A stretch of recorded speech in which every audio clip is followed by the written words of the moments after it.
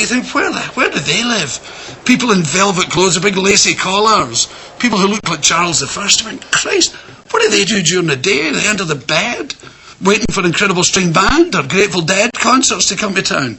Crushed velvet people. Water, fire and air met together in the garden fair. Earth, water, fire and air met together in the garden fair. My name is Robin Williamson, genius of this parish. How do you do? Earth, water, fire and air. My name is Mike Harron. I come from Edinburgh, and I'm very pleased to meet you all. If you answer this riddle, if you answer this riddle, you'll never begin. I thought, oh my God, these are the people I've been looking for. You know, I was creeping around in cowboy boots, as I still do. But, you know, I wanted to be hairy and exotic and interesting, and there they were.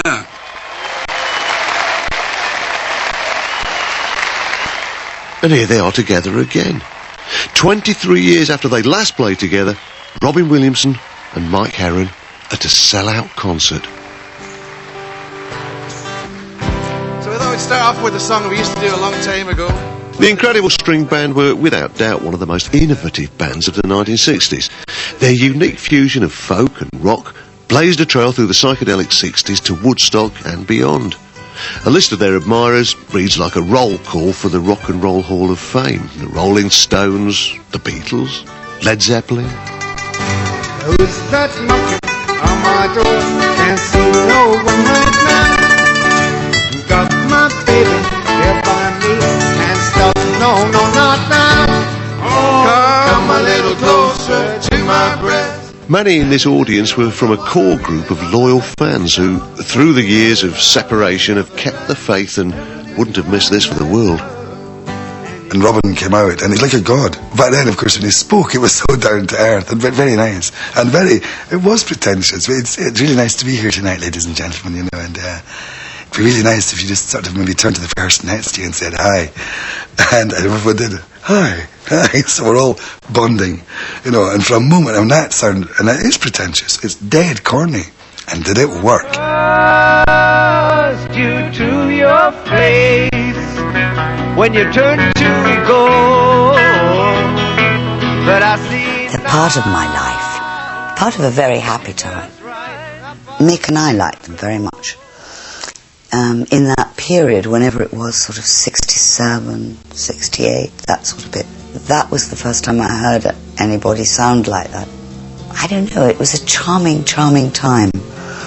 I felt they'd made that record just for me.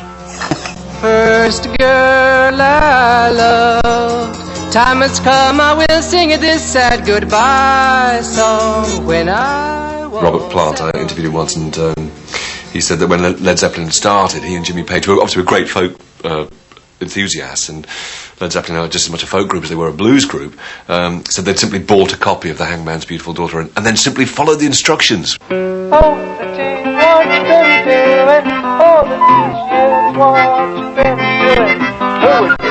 I suppose people now would say it was like psychedelic folk rock, but we never really thought of that. You know, we were just doing what we fancied doing, and it just got drawn into what was acceptable for the times, you know, and it became that part of a movement of some kind.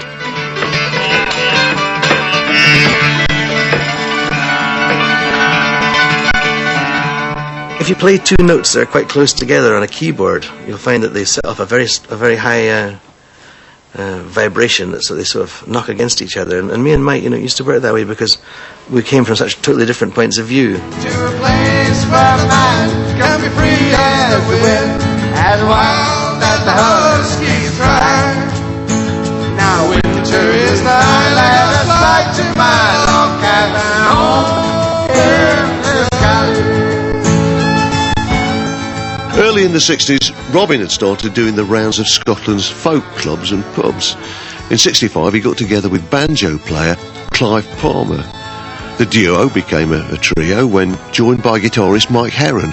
Soon they were playing at Clive's incredible folk club. What can I describe as an all-night shebeen, really, in the top floor of a disused department store in Soho Street, where you used to start at midnight on Saturday night and run till 7 o'clock on a Sunday morning. You got into an elevator and there was no stairs up to it, so it couldn't get fire brigade permission. You had to, so it was illegal.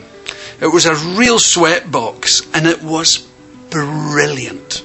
My pocket's empty, baby. But the most wonderful thing about it was that you had all the hairy people and the beautiful hippie people, but you also had the Glasgow people who had been to the dancing or been out for a drink.